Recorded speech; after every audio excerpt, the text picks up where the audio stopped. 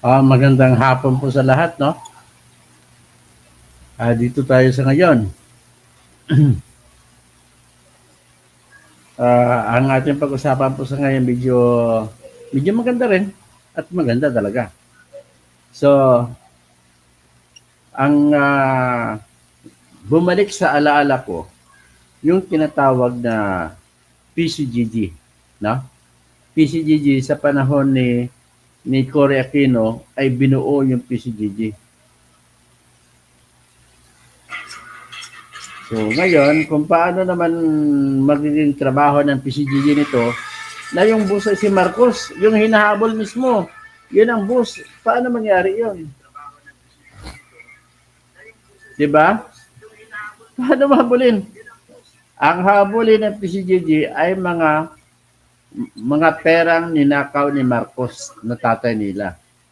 Tapos, binuo yung PCGG sa panahon ni Cory para maghabol sa mga ninakaw ni Ginoong Marcos Sr. at kanyang mga kaibigan o mga crony kung tawagin. So, paano kaya ito gagawin? Winarding na yan, ang panahon hindi pa na boto si BBM, pero nung binoto na siya ng Smartmatic, ito na ngayon ang problema natin. Paano nahabulin ngayon? Marami pa namang ninakaw na hindi pa nabawi. Di ba? So, paano ngayon yan?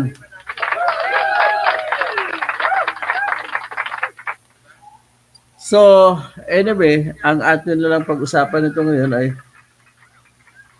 pag-usapan na natin, papalakpak na natin, papalakpak, no?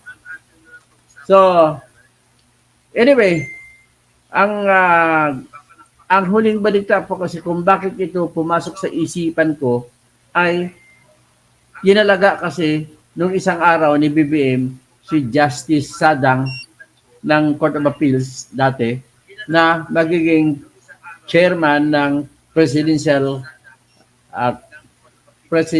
Commission on Good Governance. Pinalitan niya si Agbayani. Ang problema, sa panahon ni Agbayani, wala atang nahabol, wala nakuha. Ngayon, inupo naman ni Marcos yung maghabol sa kanya. Ano? Hello? Yung ano bang habulin sa kanya?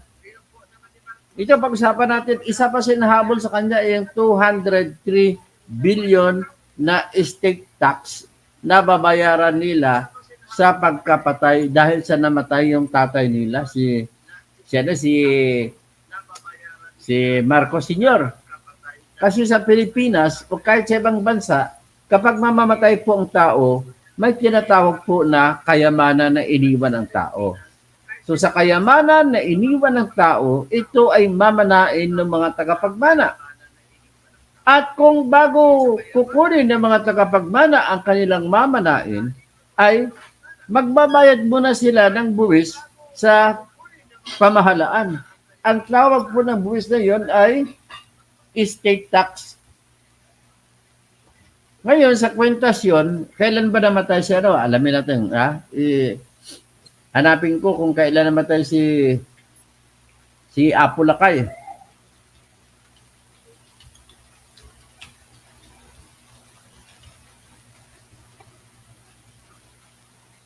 Namatay siya noong September 28, 1989. So, ibig sabihin, kung ano ang kayamanan na iniwan ni Marcos Sr. noong September 28, 1989, doon susukatin kung magkano ang buwis na babayaran. Okay? Ang ginamit na porsyento na singil sa buwis sa panahon na yon ay yung panahon na buwis na nilabas pa sa batas pa na ginamit, ang batas pa na pinalabas ni Marcos Sr. At iyan ay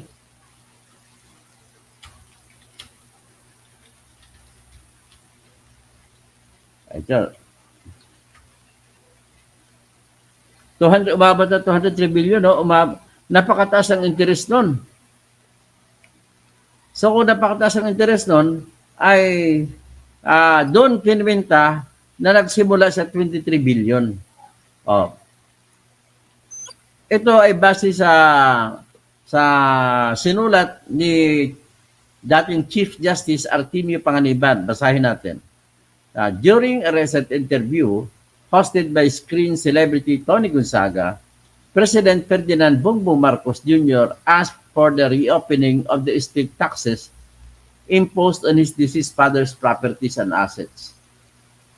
Media immediately responded that the Supreme Court decision ordering the Marcos heirs to pay the estate tax of 23 billion had become final and executory on March 9, 1999. Mula noon, yung amount na yun ay tumubo na naging 203 billion noong panahon ng eleksyon. Kasama na ang interest at mga penalty at saka mga tinatawag na surcharges. Sa interview na yon ay nagsalita si Commissioner Lilia Guillermo na itinalaga ni Duterte noon at sinabi niya ay kailangan daw niya i-correct pa daw ang data before commenting. So ibig sabihin, maingat siya. Hindi pa nga na-elect si Bongbong, maingat na siya.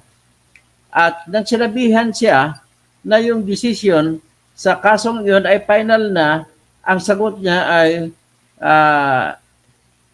tatanungin daw niya muna sa PBM.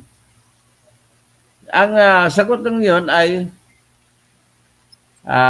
naging viral. Okay.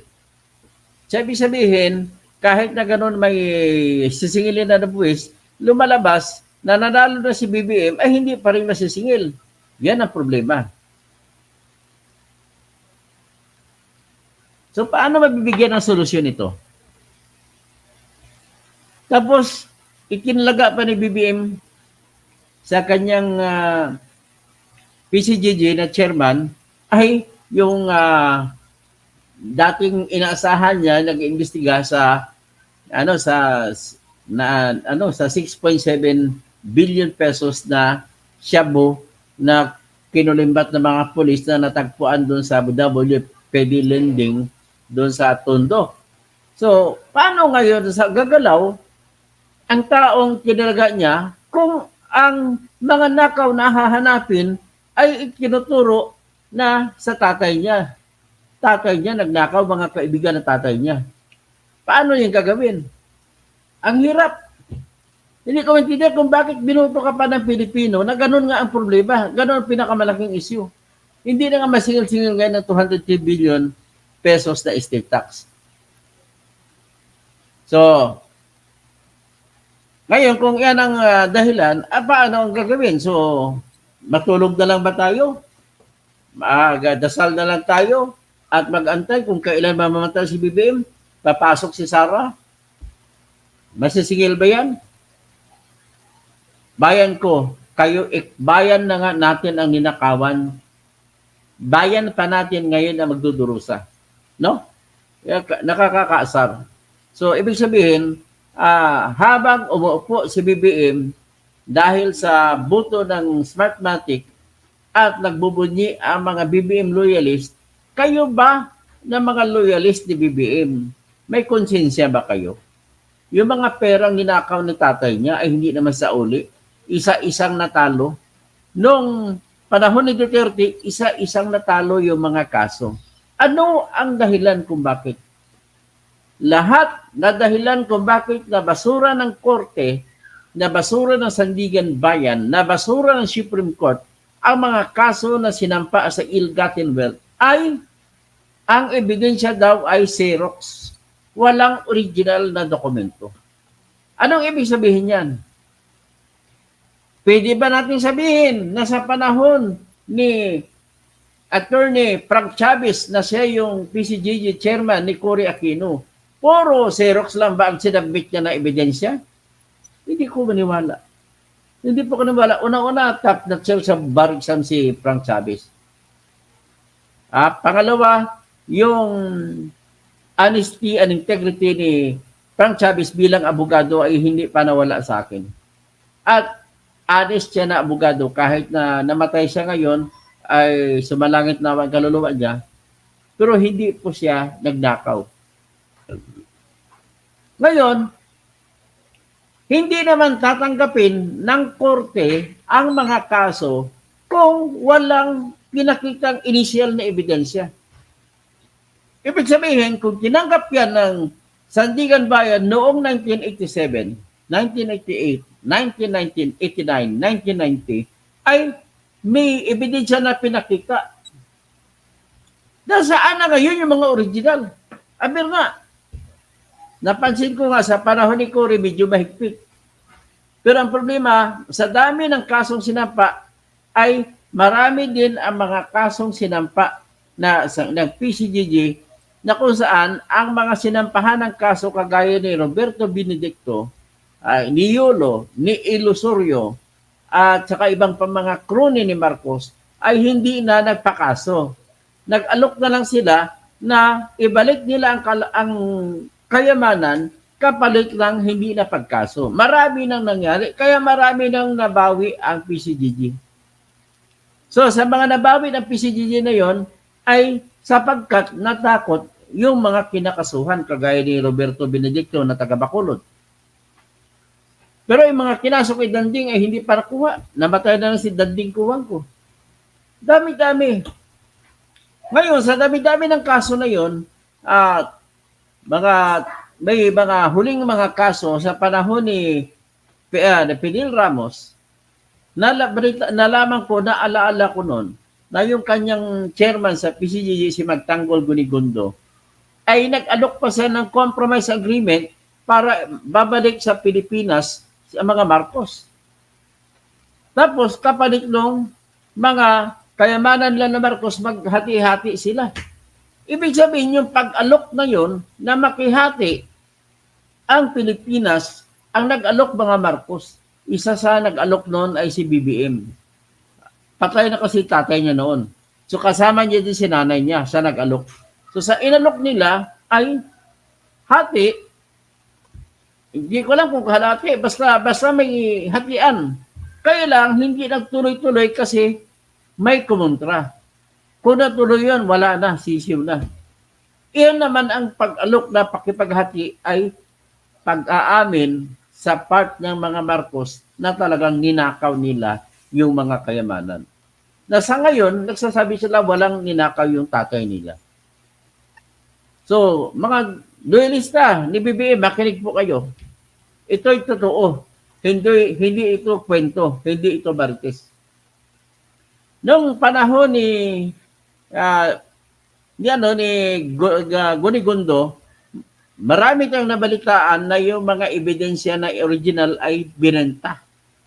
Pumalit naman sa panahon ngayon ni Erap, marami din mga ebidensya na nawala. At bumalik sa panahon ni Gloria Arroyo, lalo, daming ebidensya na nawala. Nang dumating ang panahon ni Noynoy, yung loko-loko niyang PCGG chairman na si Andres Bautista ay sinususpetsahan ko na ebidenta niya mga ebidensya ng original. Bakit ko nasabi yan? Kasi po, na-discover ng misis niya na si Patricia na mahigit 1 billion ang deposito ni Andres Bautista sa kanyang bangko. At marami siyang mga titulo. Yun pala, yun ay nangyari nung siya ay PCGG chairman pa. At nung naging Comelec chairman siya, ay lalo siyang kumita ng 1 billion mula sa Smartmatic. So ganun po, ibig sabihin, lumalabas na kahit sinong presidente, kahit mabait yung presidente si Noynoy, na isahan pa rin siya ng kanyang pinagkakatiwalaan. So yun, sa panahon na yun, marami na rin mga ebidensya na binenta. So in other words, sa ngayon na nag-uusap tayo, lahat ng mga kaso sa panahon ni Duterte, mga kaso laban kay Marcos at sa mga ilgati nila, isa-isa na dismiss. Ang rason, isa lang, walang original na mga dokumento. Puro Xerox. At lalo sa panahon ni Bongbong Marcos na siya ng presidente, ang dami pang na-dismiss na kaso na laban sa kanila. Paano mananalo yan? Ikaw presidente. Di ba? Kawalang kwenta to. Parang gago tayo ng mga Pilipino. Parang sinubo natin ang ating sarili sa leon. Pinakain natin ng walang kalaban-laban. Ganon po ang nangyari sa atin. So ngayon, nung eleksyon, bago magbutuhan, ay nangako si BBM na kapag siya ay nagiging nanalo, palakasin daw niya ang PCGG. At hindi lang daw mga Marcos ang habulin, kundi hahabulin na rin pati ibang mga magnanakaw. Ngayon nanalo siya. Ano nangyari?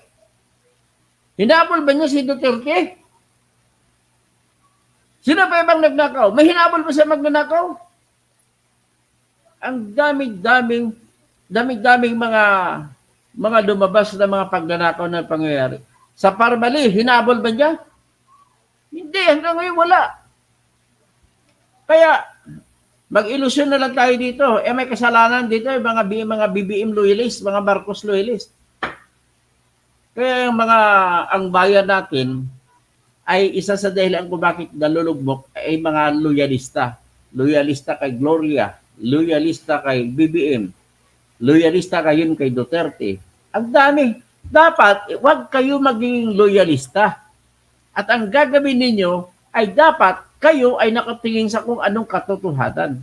Kasi tayo lahat, kayo ng mga loyalista, nagbabayad tayo. Mula sa ating mga buwis na binabayad, nagbabayad tayo ng mga utang pa rin ni Marcos na $25 billion panahon niya. Hanggang ngayon, binabayaran pa rin natin.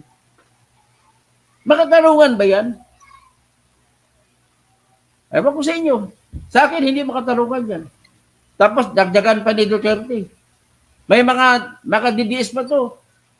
Ginidiyos mo pa si Duterte na nagdakaw na nga eh. O, paliwanag mo, Duterte, saan napunta ang confidential fund mo nung ikaw presidente? Average 4 billion kada taon. 6 na taon ka naging presidente. 4 times 6, 24 billion. Tapos, namigay ka ng 30,000 kada pulis o kada vigilante na makapatay ng adik o tulak na tinuturing nyo ng adik o tulak kahit wala kayong pruweba. At ang namatay, sabi natin 30,000 lang. So 30,000 na pera binibigay times 30,000 din na pinatay na pera binibigay. Ang sagot, 900 million pesos lamang ang ginastos mo para sa iyong war on drugs. Ang natira, binugsa mo yun, sigurado ako Duterte. Bakit? Hanggang ngayon hindi ka nagpaliwanag eh. At talagang binugsa mo yun, hindi ka nagpaliwanag, at sinasamantala mo ang batas ng confidential fund na hindi na dapat yan ino-audit. Ganun po yun. Kaya ako po, pag maging senador ako, kontrang-kontra ako, ayaw ko na magkaroon ng confidential fund. Ang mga pulis, ang mga pulis, ang mga presidente, kahit sinong official. Bakit?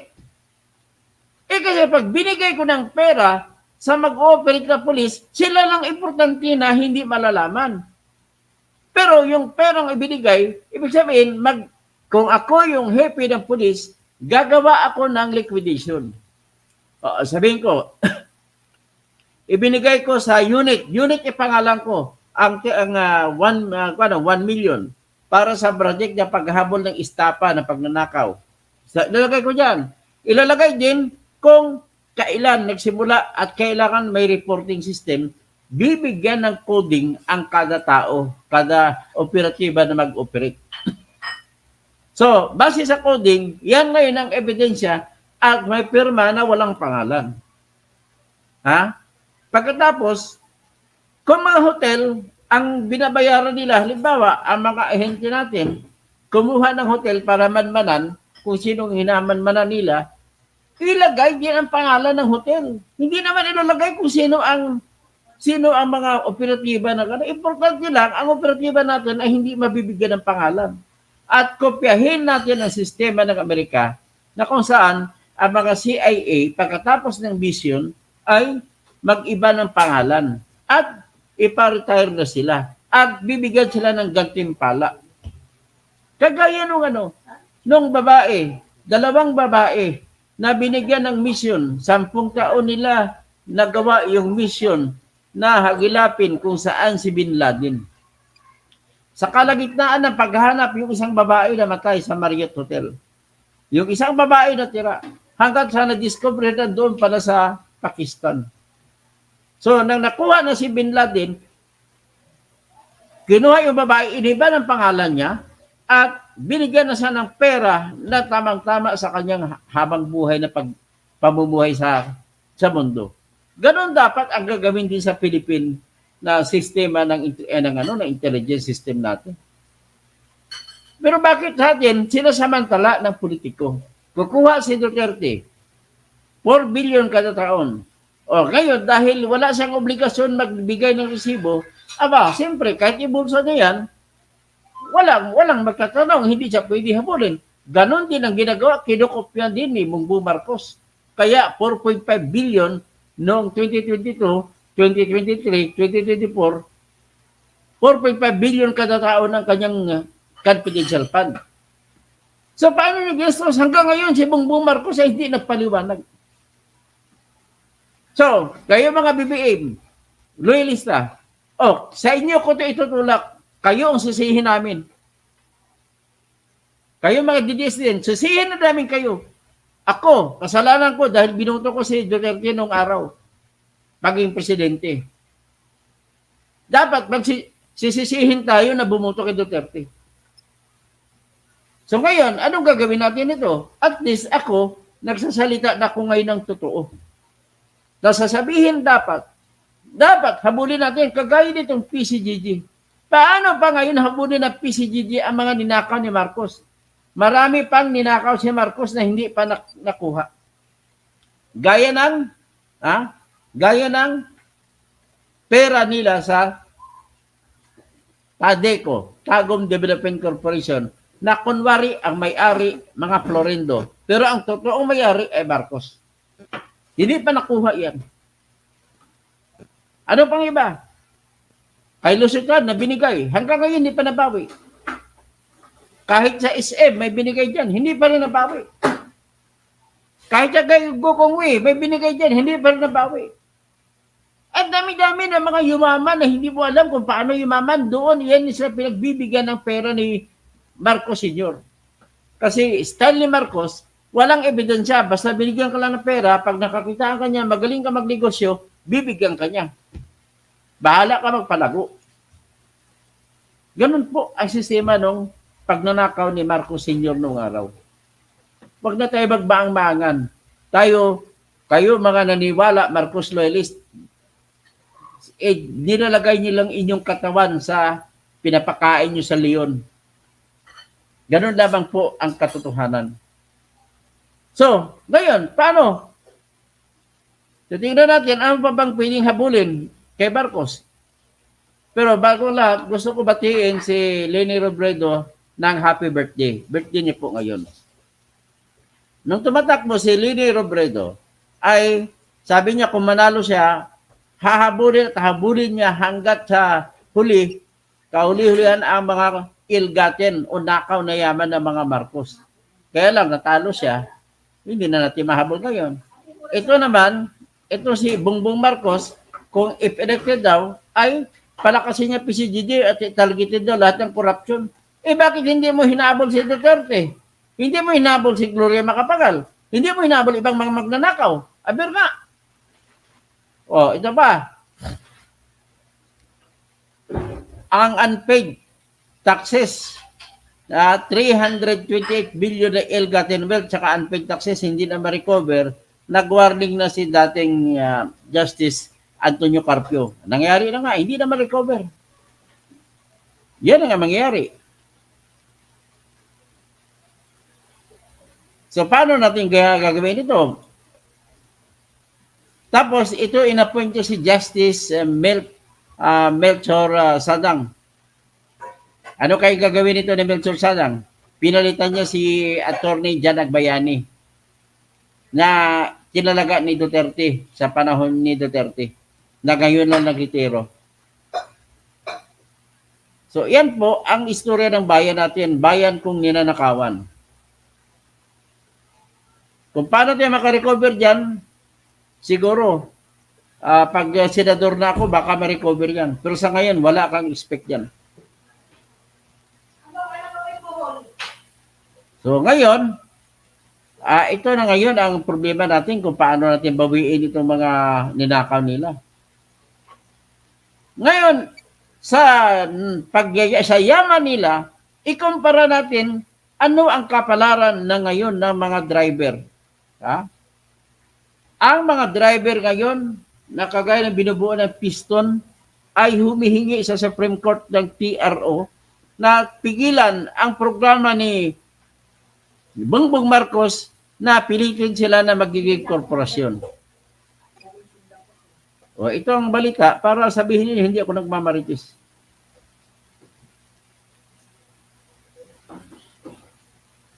Ayan. Balita yan. Ngayong araw lang yung balita. Anong issue dyan? Ayaw na silang bibigyan ng prangkisa. Driver at saka mga operator. Yan mga isa sa pinakakawawa nating sektor ng mga mamamayan. Bakit hindi niya tulungan? Ang gusto nila mangyari, gagawin korporasyon. Tanong, makakaganda ba sa kanila yon? Sagot, hindi. Bakit? Napatunayan na po. Yung mga nauna na pumayag na magpa-under sa korporasyon ay binigyan sila ng mga jeep kuno na parang minibus ang mukha. At pinapabayaran sa kanila ng monthly na 40,000. Anong nangyari sa ngayon? 38 na mga organisasyon nito ay bankrupt na. Hindi nila kinakayanang bayaran kasi sa laki ng monthly na 40,000. So ano ngayon? Ano bang ginagagawa nyo? Ibig na makatulong kayo, nakakadiin pa lalo. Nagtatakot ako. Kapag, siyempre, hindi na makabayad sa DBP at sa Land Bank, ang gagawin nito, may papasok na kapitalista kagaya kay Villar, hindi kay mga inchik. Bibilhin nila ngayon ang mga utang na yan at sila na ngayon magpapatakbo ng lahat ng jeep. So, na-imagine nyo na ngayon ang lahat ng mga jeep sa buong Metro Manila, ang buong Pilipinas ay mga inchik na may-ari. Sige nga. Makatarungan ba yan? O, ito, tingnan ninyo. Nais kong iakyat dito sa screen ko. Makita ninyo yung mga 6 na member ng Piston na hinuli ng pulis dahil sa pagrarally ay ito po sila. Mabuti na lang at inabsirto sila ng judge. Yan sila. Basahin natin ang balita. Caloocan Court acquits jeepney drivers sued for protesting during lockdown. Nagprotesta sila dahil wala silang kita noong panahon ng COVID. Yan sila, oh. Tingnan mo mga katawan nila. Hindi ba kayo maawa sa mga ito? Oh, 6 sila. 1, 2, 3, 4, 5, 6. Naka-search pa. Naka-chinelas. Isa, matanda na itong isa, oh. Yan bang ibibigay natin sa mga mamamayan natin? Nakakatulong ka ba, Bongbong? Tingnan mo nga to. Nakakatulong ng din ang nangyari sa iyo, eh. Buti na lang, ang galing ng judge dito, hindi mababayaran. Si Judge Marlo Bermejo Campanilla.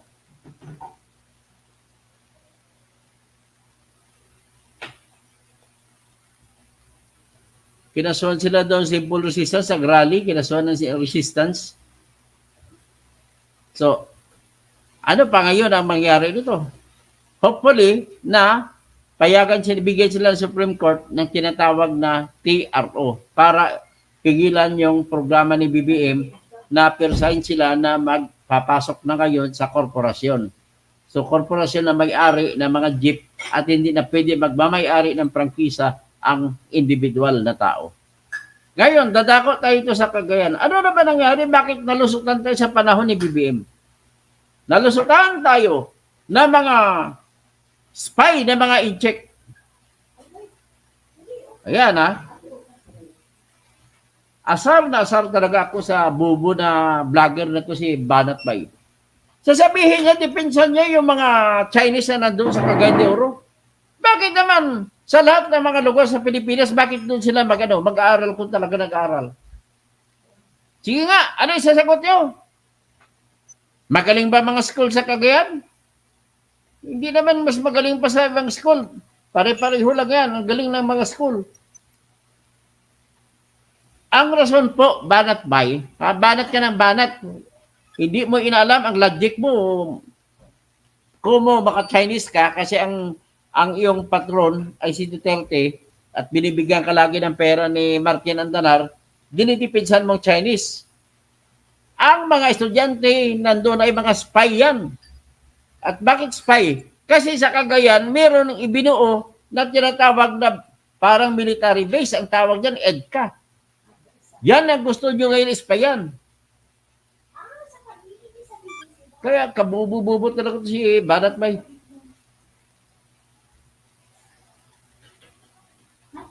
Ngayon, banggitin ko lang, nagpalabas na po ng warrant of arrest pala yung korte sa Agusan del Norte o del Sur. Agusan del Sur, sa Bayugan, no? Nagpalabas sila ng warrant of arrest laban sa isang negosyante na ang pangalan ay si Ryan Mark Bailon, Rosalina Geogracia ang kasama niya, Alimar Awado na mga dating NPA sa pagpatay kay Colonel Samuel G. Apdal na retired colonel. Ang dahilan ng pagpatay ay kinamkam nila ni Ryan Mark Bailon ang pera na kinapital niya sa kanilang korporasyon, JB Earthworkers ay Earth Movers. So dahil doon, pinatay niya, ay mayaman na rin siya. Ngayon, napalabasan siya ng warrant, tumakbo siya hanggang hindi pa mahuli. So, Department of Justice. Ganito ba talaga? Wala ka na ba solusyon? Ha, Mr. Remulla, wala ka na ba solusyon para yung mga kinakaso na hindi tatakbo? Pag ako, senador, kagaya ng ginawa nyo kay Bantag, nakatakbo pa rin si Bantag. Kahapon, sinugod ng NBI, ni-raid ng NBI ang bahay niya sa Baguio. Nakalusot pa siya. Madulas talaga ito. At ang isang bahay niya sa Cordillera, nilusot din. Pero nakalusot pa rin. Ang lumusot ba taga Cordillera na NBI? Sana yung mga taga Cordillera na mga NBI, ay, alam ko, kahit mga igorot mga yan, ay may mga prinsipyo yan, kahit kapwa na igorot, ang hulihin, ay huhulihin nila talaga yan. So, ang naging problema po sa atin, wala man lang creativity ang ating departamento mula pa noon hanggang ngayon. Kasi kung ako na maging senador, magpapasa ako ng batas, ipanukala ko na kung saan lahat ng tao na may kaso na heinous crimes o di kaya grave offenses, pag kinasuhan ka pa lang, lagyan ka na ng pulseras o di kaya ang click sa paa mo na hindi matatanggal at lagyan ng SIM card para malaman kung saan ka. At tatanggalin lamang yan kung ikaw ay maabsuelto. Para kahit saan ka pupunta, alam ng NBI o ng pulis kung saan ka hulihin. Ganon ang gagawin ko. Susundin natin ang sistema sa Amerika. Problema ba yan? Ang dali-dali naman yung isipin yan.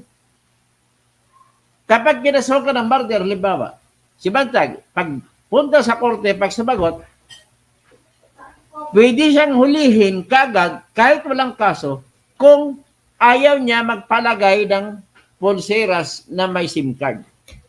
Ganon gagawin natin. So, ano pa ang gawin natin? Ngayon, sa Marit-Muli, hindi ko naman siya, babatiin ko lang si Madam Lenny, no? Birthday niya ngayon. Madam Lenny, happy birthday, ha? Alam ko kasing edad ko si Madam Lenny, pero mas matanda lang sa akin ng 1 taon. Kasi edad ko mas matanda 1 taon. Nauna lang ng ilang buwan ang birthday niya. Okay, hindi ko lang alam isabihin kung ilang taon niya siya kasi baka mabisto din edad ko. So, ano pa? Ito pala, nagsalita na rin sa wakas si BBM patungkol sa bangayan o awayan sa galit ni Lisa Araneta Marcos kay Sara Duterte. Na kung ako tanungin mo, ang galit ni Lisa ay nagugat lamang ito sa number 1 sa selos. Kasi alam mo kasi, chick boy ito si Bongbong Marcos eh. Ayan. Pero sabi ni Bongbong, hindi daw yung makaapekto sa kanyang trabaho, yung pag-away ng kanyang dalawang babae. Quote unquote, ah. Halata naman, malagkit ang tingin. Kung makahawak sa kamay, ang tagal. Oh. Halata naman na may crush sa kay Sarah. Crush lang naman, wala namang masama sa pagiging crush eh. Oh, sa akin nga, dami nakaka-crush eh. Pero okay lang. Nginingtian ko lang. Sabi ko, kasabi niyo misis ko na taga Bohol. So, yan lamang po, ang isa pa po ang aking vlog kanina, kung bakit talaga galit si Lisa, ito po ang totoong dahilan. Gusto ni Lisa Aranita Marcos na ang kanyang anak, no, si Sandro Marcos, ay magiging presidente at tatakbong presidente sa taong 2034. Hindi siya pwedeng tumakbo sa 2028 kasi ang edad niya mababa pa. So ngayon, gusto nila patakbuhin yung taong control nila. Sino yun? Si Romualdez. Ayaw na patakbuhin si Sara kasi itsapwera sila ni Sara, sigurado ko. Kaya ganun po ang ginagalit niya kay Sara. Okay? Hanggang dyan lang muna tayo ang ating mga istorya ngayon kay video. Nalata yung busis ko, video hindi maganda. Kakain muna ako ng avocado na ginagawa ng kasama ko. So, shout out na lang kay Grimmer pa lang, may pakita ko ng avocado. Ayan. Avocado. Ito lang yung prutas, isa sa mga prutas na kainin nyo na walang problema sa diabetes. Tapos, ang ginamit ko, stevia na asukal. So, anyway, nais ko palang ulitin yung mga kukontakin ko na lahat ng umorder sa akin ng peanut butter na walang sugar. Ha? Matamis din ito kahit walang sugar kasi stevia na sugar ang nilagay ko. At binibenta ko po ito bawat isa ng 250 pesos. May kumontak na po sa akin at kukontakin ko na po sila.